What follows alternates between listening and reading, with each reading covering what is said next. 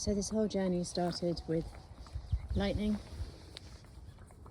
We got Lightening for our daughter as her first pony, and oh boy did he move like lightning, or he just didn't move at all. So he has an incredibly stubborn streak. And he has taught us everything so that we've got here. Just tidy up your eyes a bit. There we go. Even more beautiful eyes. Anyway, as you can see, he has an incredible hairdresser, that being me. It's like the little kid in me comes out, it's hairdressing time. And they're all super cute. They line up to have their manes and forelocks and tails trimmed. So they give me that child pleasure. Anyway, Lightning is 27 now. He came to us at 14. And Lady Princess Sparkles wants to be part of. And we did the usual riding thing. We signed up to Pony Club Camp. This is Liam. And I just wasn't able to keep up or conform or even drive the horse box. So Pony Club Camp didn't happen, and my daughter patiently settled for another year of riding Lightning at home, around the fields and hacking, and we found a lovely lady, Izzy, who helped her as I was a little bit nervous about my daughter riding, so it wasn't very helpful for her confidence. So anyway, Izzy and her and Lightning had a wonderful time.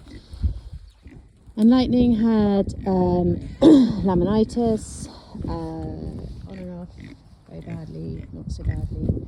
And I was obviously guided to restrict his grazing, to lock him up, to stable him, and he just kept knocking down the fencing. And eventually I listened, and I opened up and took down all the very expensive fencing that we put up and let him show me the way. And over a couple of years we probably had a few weeks of laminitic episodes where I'd take him off and I'd put him in a yard like this with his friends.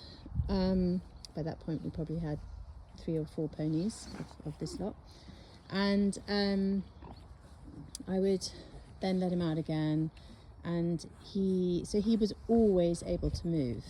I never ever stabled him. When I did stable him the one time and put him on some medication for Cushing's, we nearly had him put down because he went into a deep dark depression and just wouldn't move. And then I suddenly remembered that was one of the side effects of these drugs, was that the horse can get depressed. Anyway, thankfully, I remembered that. So we cancelled the vet and we cancelled the guy who was going to pick him up. And here he is with us today, 10 years later. So, and yes, you know, if you look at him, he's looking a little bit elder. He's got a very sore left knee, but we manage it with painkillers, and he shows me when he needs more or less by either keeping up with the herd and going for incredibly long walks or not. And he has spirit in his eyes, and the moment he shows me otherwise, then he's here having fun, watching the hunt from afar, which seems to circle our boundary, and hanging out with all his muckers. So it's not saying that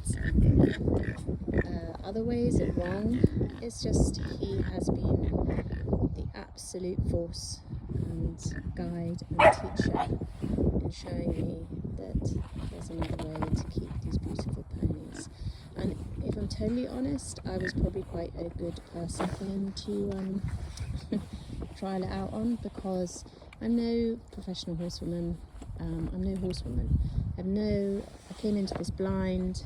You know, I used to play schools in my bedroom with my teddy bears and test them on dandy brushes and names of colours of the ponies, etc., which I think I've forgotten most of the details. And I rode as a kid. You know, I was lucky enough to be able to ride when I went to stay with my grandmother, and I rode in the island. with my doctor's wife, which was really cool, and I think probably the inspiration to letting them roam free. I certainly sowed a seed, and